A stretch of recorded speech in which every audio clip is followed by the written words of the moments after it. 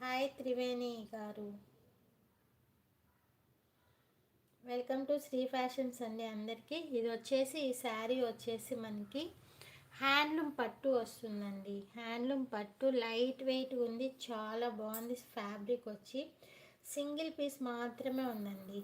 Fabric వచ్చేసి ఎక్సలెంట్గా ఉంది. మంచి మెరూన్కి గ్రీన్ షేడు ఇలా మనకి మీనాకారి వర్క్ అయితే వస్తుంది.